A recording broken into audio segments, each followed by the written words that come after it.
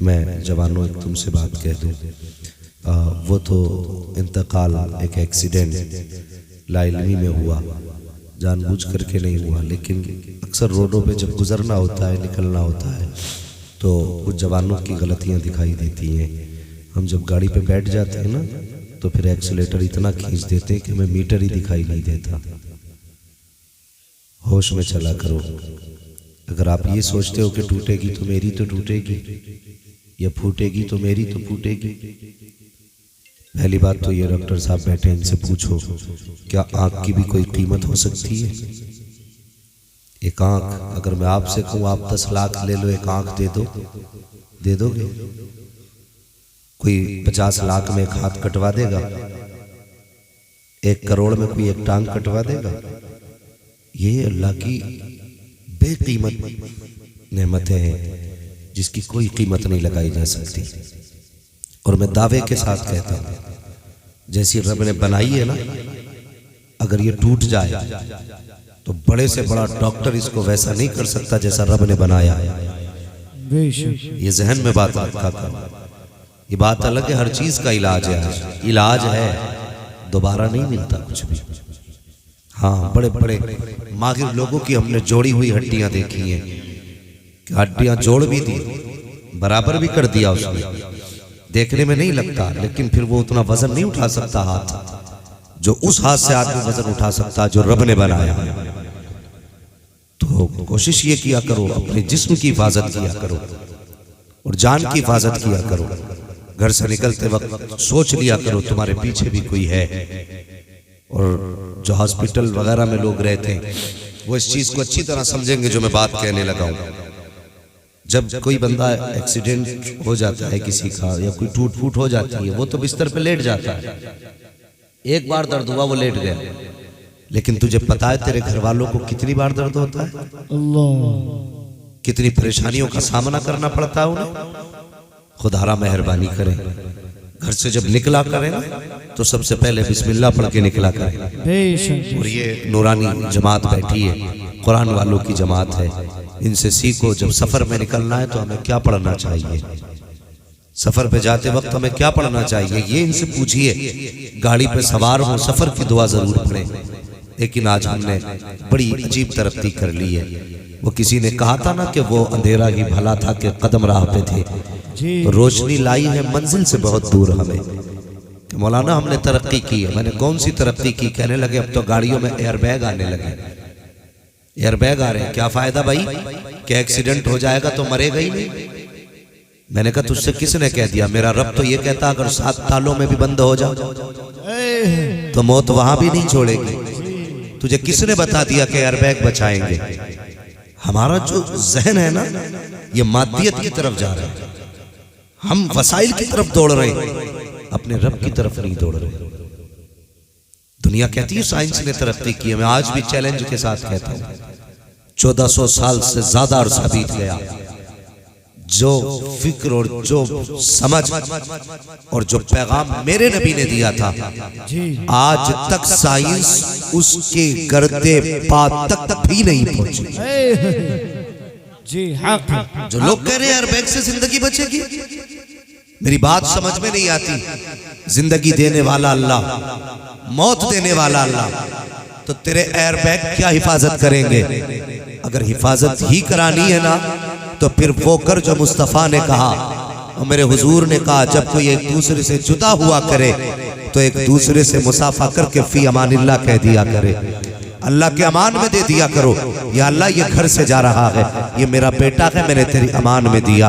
ये मेरा भाई जा रहा है, तेरी अमान में दिया। मेरा बाप जा रहा है, तेरी अमान में दिया। शोहर घर से निकले, बीवी मुसल्ला बिछा दे। या अल्लाह मेरा सरताज जा रहा है, मैंने तेरी अमान में दे दिया है। या अल्लाह सुहागन छोड़ के जा रहा है, सुहाग के जोड़े में मिलाना, मालिक सफेद जोड़े में न मिलाना। अगर तू सस्ते में सर रख के इतना कह देगी और बाप बेटे को रुखसत करते वक्त फी अमानिल्लाह कह देगा, भाई भाई को रुखसत करते वक्त खुदा हाफिज फी अमानिल्लाह कहेगा, दावे के साथ कहता हूँ सिर्फ बागपड़ा क्या, मुरादाबाद क्या, दिल्ली क्या, दुनिया में घुमाओगे, कोई भी मुसीबत करीब नहीं आ सकती। इसलिए कि मुसीबत करीब कैसे आ सकती है जब तुमने उसको खुदा के हिफ्ज़ व अमान में दे दी। नारे तकबीर, नारे रिसालत, मसलके आला हज़रत, उलमाए अहले सुन्नत, मुफ्ती हम्बार रज़ा साहब क़िबला। सुभान अल्लाह, सुभान आज जब अल्लाह। ये कुरान वाले कहते हैं बेटे थोड़े दिन मदरसे में आ जा, जी हाँ जागा, लेकिन 25 मिनट के लिए मदरसे में भेजेंगे, 25 मिनट के लिए, और 25 मिनट में 3 मिनट लेट हो गया तो फौरन फोन, अभी लल्ला नहीं आया, क्यों? ट्यूशन को जाना था। जी जी यही है। 24 घंटे में कितने घंटे दिए कुरान के लिए? अल्लाह, 25 मिनट, और वो भी भागते भागते, वो भी कैसे कि जा जब तक चाय बन रही है मौलाना कुछ वक्त सुनाइए। जी जी ये दिया हमने कुरान। मुझे बताइए, जिस बच्चे को जिंदगी में हमने सिर्फ 25 मिनट दिए कुरान के लिए, वो जवानी में कुरान की अहमियत समझेगा? जिसको हमने 12 घंटे कुत्ता बिल्ली पढ़ाने के लिए दिए और 25 मिनट कुरान पढ़ाने के लिए दिए, अल्लाह, तो वो तो यही कहेगा ना हजरत कि कुत्ता बिल्ली ज्यादा है मैं, तभी इसके लिए 12 घंटे और कुरान अहम नहीं, इसलिए 25 मिनट है। अपने जहनों का इलाज करो। याद रखना, मैं तालीम का मुखालिफ नहीं, मैं कहता हूं इल्म, हर जायज इल्म अगर दीन की खिदमत के लिए सीखा जाए तो वो इल्म दीन होता है। जी आप कोई भी इल्म सीखिए, साइंस सीखिए, हिंदी, इंग्लिश, किसी भी जबान की आप तालीम हासिल करें, लेकिन खुदारा इससे पहले मुस्तफ़ा की तालीम हासिल करें। बेशक दीनी तालीम जरूरी है। अगर आपको दीन नहीं आएगा तो बताइए फिर आखिरत को कैसे जानोगे? बेशक हक। ये हाजी साहब नसीब वाले हैं कि जहाँ इनके बेटे डॉक्टर भी हैं, पढ़े लिखे हैं, एक बेटा हाफिज कुरान भी है। वाह वाह, जिंदा। मैं अक्सर कहता हूँ इस बात को कि अपने घर में एक दरख्त कुरान का जरूर लगा दो।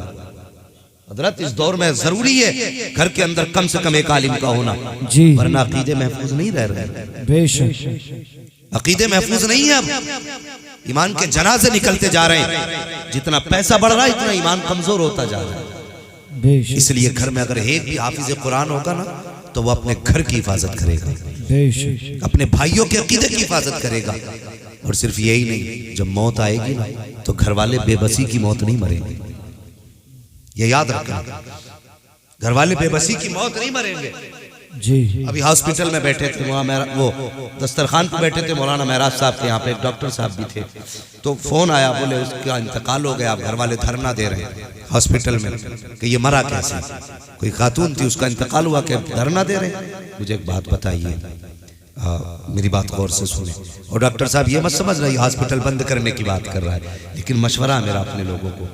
मैं कहता हूँ अगर कोई बंदा ऐसा लगे कि ये बचेगा नहीं, उम्र काफी आ गई है, तो फिर उसे ऐसी अस्पताल ना लेके जाओ जहां कुरान वाले ना हो।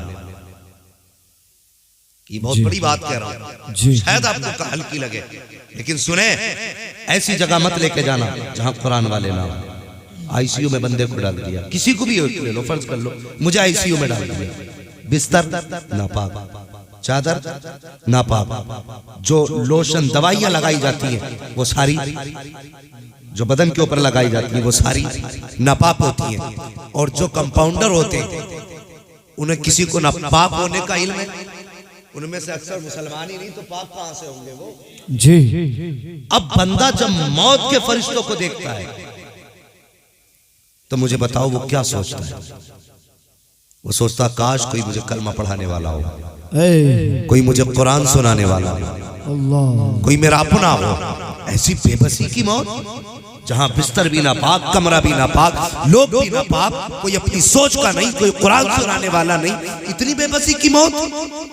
और यार ऐसे इलाज से अच्छा था कि अपने बाप को घर में लेटाता, उसकी खिदमत करता, सांसें थमने लगती, बेटा खड़ा होता, कहता बाप उदास ना हो, सूरह रहमान मैं पढ़ के सुनाऊंगा, यासीन मैं पढ़ के सुनाऊंगा, फातिहा मैं पढ़ के सुनाऊंगा। तो कुरान पढ़ता जाता, तेरे बाप की सांसें चलती जाती, इधर कुरान के पारे मुकम्मल होते, उधर सांसें मुकम्मल हो जाती। फरिश्ते कहते मालिक किधर लेके जाना है? आवाज आती फरिश्तों जन्नत में ले जाओ। इसने आखिरी सांसों में गाने नहीं सुने हैं, अगर सुने हैं तो कुरान के तराने सुने। वाह बाबा, नारे तकबीर, नारे रिसालत। मसलके आला हजरत पैगामे इस्लाम मुफ्ती हम्माद मुरादाबादी। सुभान अल्लाह, जिंदा जिंदा। ख्याल करो, बहुत अच्छे हैं माशाअल्लाह। अगर इज्जत से जी ना सके तो कम से कम इज्जत से मरने का तो मौका दे दो, कम से कम इज्जत से मरने का मौका दो, ताकि बंदा जब अपनों के बीच में वो अपनी कह भी ले, उनकी सुन भी ले, और जब उसके पास अपने होंगे तो मेहरबानी करें, इस चीज़ का ख्याल करें।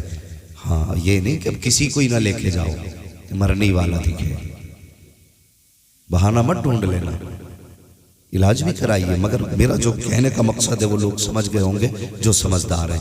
पर हाल मैं ये अर्ज कर रहा था, घर से निकला करो ना तो मुस्तफ़ा की तालीम के मुताबिक निकला करो, फी अमानिल्लाह कह के निकला करो, खुदा हाफिज कह के निकला करो। हमारे बच्चे देखो, आज हमारे बच्चों को A to Z सब याद है जी, वो भी बता देते हैं बेटे A for एप्पल और B for वो क्या क्या बोलते हैं भाई। वो बहरहाल हमें इतनी महारत नहीं है, जो भी बोलते होंगे, लेकिन ये याद है। हमारे बच्चों को अगर याद नहीं है ना तो कल में याद नहीं है, हमारे बच्चों को कल में याद नहीं है, कुरान की आयतें याद नहीं है। घर में छोटे बच्चे हो ना, आदत डालिए उनकी कुरान की आदत डालिए, उन्हें छोटी छोटी सूरतें याद कराइए, और अपने घर वालों को ये वसीयत कर दिया करो। अब तो मौत की कोई उम्र ही नहीं है ना, कभी भी मौत, अब पहले से कभी मौत की कोई उम्र नहीं हुई। ये नहीं था कि साहब के बचपन में नहीं मरना, लेकिन अब जवानी में ज़्यादा हादसे हो रहे हैं। अक्सर लोग छोटे छोटे बच्चे छोड़ के जा रहे हैं, अक्सर लोगों का ये हाल है। तो अपने घर वालों से कहा करो कि अगर इंतकाल हो जाए ना तो घर का जो छोटा बच्चा हो उसे ज़रूर कब्र पे लेके जाया करें। ये तो हो सकता है अल्लाह बड़ों की टाल दे, लेकिन जब छोटे हाथ उठते हैं तो फिर उसकी रहमतों को मना के नीचे आते। हाँ, तो छोटे छोटे बच्चों को कब्र पे भेजा करो, आदत डालो इनकी कब्रिस्तान ले जाने की। और जवानों ख्याल करो, माँ बाप के दिल का ख्याल करो। तुम माँ बाप की जान हो, बड़ी मेहनत से माँ बाप ने तुम्हें पाला है। जब तुम पैदा नहीं हुए थे तो दुआओं में मांगा तुम्हें, सजदों में रो रो के मांगा तुम्हें, और जब तुम आ गए तो इनके ख्वाब कितने बड़े थे। बेटा जवान होगा, दूल्हा बनेगा, कौन कौन से ख्वाब नहीं देखे, और तुम जरा सी देर में उनके ख्वाबों को बस यूं ही हवा में उड़ा देते हो ना। इनकी फिक्र करो, इनका ख्याल करो। माँ बाप तुम्हें बड़ा प्यार करते हैं, तुम माँ बाप से प्यार करते हो। सफ़र एहतियात से किया करो। और मैं तो इस वक्त कहता हूँ कि हम साजिश के शिकार हैं। अक्सर एक्सीडेंटल गाड़ियाँ मुस्लिमों की गाड़ियाँ, इस बात पर गौर करना। मैं रात दिन सफर में रहता हूँ, अक्सर हादसे जो ऐसा लगता है कि जान के हादसा किया गया, वो दाढ़ी वालों के साथ हो रहा है, वो टोपी वालों के साथ हो रहा है, निशाना बनाया जा रहा है। दुआएं याद कर लो, घर से दुआएं पढ़ के निकला करो। खुदा की कसम, दुआएं पढ़ना तुम्हारा काम है, हिफाजत से घर पहुंचा देना ये पैदा करने वाले खुदा का काम है। हाँ, ये दुआएं याद कर लो। लेकिन दुआएं क्या, आज कहीं भी चले जाओ बेटे, मौलाना को बाय बाय कर दो, वो हमें भी बाय बाय करवा रहे हैं। हमें बाय बाय, इन्हें टाटा कर दो, हमें टाटा करा रहे भाई, हमें सलामी करा ले अल्लाह के बंदे है, और सलाम भी कर रहा तो सीधा गुड मॉर्निंग गुड आफ्टरनून यही कर रहा भैया, सलाम वालेकुम। अपनी तहजीब भूल गए हूँ। पहले मुसलमान बने, मुसलमान जब हमारे अकीदे मजबूत होंगे ना तो फिर इंशाअल्लाह करम खुदा की रहमतों का हम पर बरसना शुरू हो जाएगा। कम से कम आदतें अच्छी करें, तरीके अच्छे करें। आज हमारा भाई हमारे बीच नहीं है, लेकिन आज फरिश्ते ना उसकी कब्र में जब रहमतों के पहाड़ बराबर गठरियां लौटते होंगे तो वो पूछता होगा, फरिश्तों ये नेकियां किधर से ला रहे हैं? तो वो कहते होंगे, मुबारक हो, 5 भाई छोड़ के आया है, माँ बाप छोड़ के आया है, उन्होंने तुझे बुलाया नहीं। आज दुनिया सो रही है, सर्द रात में मदीने वाले की महफिल सजा के बैठे हुए हैं। हाँ, तो ये इसाले सवाब की बरकतें अल्लाह देता है। और कोशिश ये करें कि जिंदगी हुजूर के इश्क में गुजारें। उससे ज्यादा कामयाब कोई जिंदगी हो ही नहीं सकती है जो जिंदगी हुजूर के इश्क में गुजर जाए। उससे बेहतर जिंदगी नहीं। मैं अक्सर कहता फिरता हूँ कि ये 4 दिन की जिंदगी है। कामयाब वही है जो हुजूर से प्यार करता है, वही कामयाब है जो हुजूर से प्यार करता है। यूं तो कटनी है, सभी की कट जाएगी। जो लोगों की मेंढे काटते रहे उनकी भी कट गई, जो लोगों की खड़ी खेती काटते रहे उनकी भी कट गई, जिन्होंने पूरी जिंदगी लोगों पे जुल्म किए उनकी भी कट गई, जिन्होंने जुल्म सहे उनकी भी कटी है, जिनकी जमीनें छिनी है उनकी भी कटी है, जिन्होंने लोगों के ताने सुने हैं उनकी भी कटी है। यार जब कट ही जानी है तो ऐसी क्यों ना काट के जाए, जनाजा हमारा हो, जबान लोगों की हो, निस्बत मदीने वाले की बयान होने लग जाए, फिर ऐसी काट के जाना चाहिए। और फिर हुजूर का इश्क है ना, ये इश्क हुजूर का है, किसी अरे गैरे की चौखट की तो बात नहीं, जो तुम्हें कहीं भी ले जाके डालने की बात कोई कर रहा हो। हुजूर से मोहब्बत करो, इनसे मोहब्बत अगर होगी तुम्हारी जबान में तासीर होगी, तुम्हारे हाथ में तासीर होगी, तुम्हारी नजर में तासीर होगी। अगर उनसे प्यार नहीं तो फिर कुछ भी नहीं, फिर कुछ भी नहीं है। यकीन जानिए सच्चा प्यार मेरे हुजूर का है, सच्चा प्यार मेरे हुजूर का है। खुद बताइए, जितने पक्के पक्के यार हो आप छाट ले, पक्के दोस्त मत छाटो, जहन में सोचो। मैं कहने लगा जो आपके दोस्त उनको जहन में रखो, बताओ कहां तक काम आएंगे हैं? पाक बड़ा सीएनजी पे जाके आप होटल के आगे फोन करें, आपके 5 यार हो, 5 पहुंच जाएंगे। मेरे दोस्त ने बुलाया, होटल में खड़ा जी, पहुंच जाएंगे। पैसे आपके पास खत्म हो जाए, फोन कर दें, पैसे नहीं है, हो सकता आप 5 वहां भी पहुंच जाए। आप अकेले बैठे हो, दिल नहीं लग रहा, फिर फोन करें आप, हो सकता है 5 वहां भी पहुंच जाए। आपको दर्द हो, मुसीबत हो, परेशानी हो, हॉस्पिटल में आप हो सकता है वहां पहुंच जाए। लेकिन अगर किसी दोस्त का इंतकाल हो जाए और फिर उसके 5 दोस्तों को बुलाइए और कहिए इसके कपड़े उतारो, अल्लाह, फिर मुझे बताइए कितने दोस्त कपड़े उतारने आएंगे इसके। जो तेरे गले में हाथ डाल के चलने वाले थे ना, वो आज तुझे हाथ लगाने के लिए तैयार नहीं। तेरे बदन से डर लगता हूं, तुझे छूने तैयार नहीं। जिनकी यारी पे फख्र था, आज वो तेरे बदन के कपड़े नहीं उतार सकते। अगर कोई पक्का दिल करके उतार भी दे तो उससे ही कहना जरा गुस्ल भी दे, फिर मुझे बताना वो तेरे बदन को हाथ लगाएगा कि नहीं।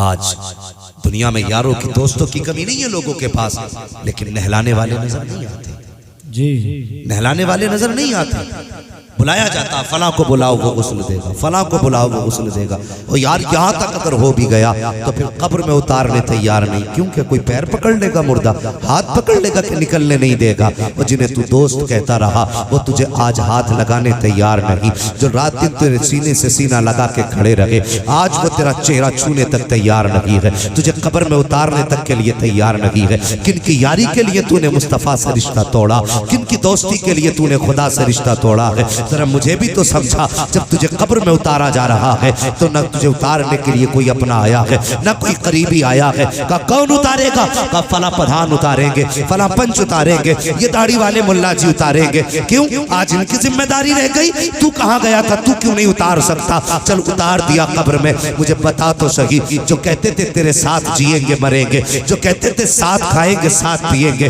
तेरे बगैर कदम आगे नहीं बढ़ाएंगे, मुझे बता जब मिट्टी डालने की बारी आई है तो वही 5 खड़े होके कहते हैं कि नहीं यहाँ भी मिट्टी डालो, अभी मिट्टी कम रह गई है, इधर सुराख रह गया है। सारे सुराख तलाश कर करके बंद किए जा रहे हैं। जिनकी यारी पे तुझे नाज था उन्होंने एक एक सुराख देख के बंद कर दिया ताकि कोई सुराख कब्र में बाकी न रह जाए। और उसके बाद जब मिट्टी पड़ी है, फातहा का इंतजार कौन करता है साहिब? यहाँ तो बिरयानी की तरफ दौड़ने लगते हैं लोग, पलटों के लिए लड़ जाते हैं लोग, कहते नहीं नहीं हमें जल्दी जाना है, बिरयानी ठंडी हो रही है, लोगों को खाना खिलाना है। और मुझे बता तो सही, किसे छोड़ के जा रहा है? जो रातों में तेरे लिए उठ के आता रहा तूने उसे छोड़ दिया है। जो तेरी आवाज पे छलांग लगा के आता रहा तूने उसे छोड़ दिया है। जो तेरे लिए तड़पता रहा तूने उसे छोड़ दिया है। छोड़ के क्यों जा रहे हो? तो यार कहते अब हमारा काम नहीं है, यहाँ तक हमारा काम था। अब मुझे बता तो सही, यहाँ तक यार का काम था, आगे काम कौन चलाएगा?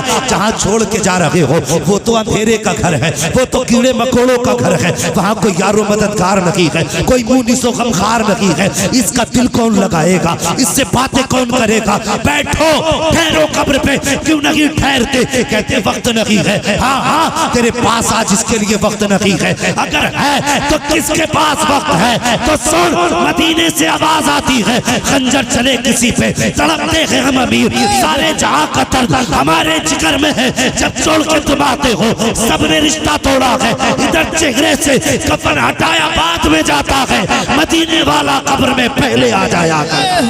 नारे तकबीर, नारे रिसालत, मसलके आला हज़रत उलमाए अहले सुन्नत ताजदारे खत्म नबुव्वा ताजदारे खत्म नबुव्वा मुफ्ती हम्माद मुरादाबादी सुभान अल्लाह सुभान अल्लाह। सिर्फ हुजूर कब्र में आएंगे तो जब उनकी यारी सच्ची है तो फिर यारी हुजूर ही से करो। दुनिया की यारी रुसवा करेगी, जलील करेगी, हुजूर की यारी तुम्हें इज्जतें अता करेगी। हुजूर का प्यार तुम्हें बरकतें बख्शेगा, यहां भी कामयाबी मिलेगी, मरने के बाद कब्र में भी कामयाबी मिलेगी। अल्लाह अकबर।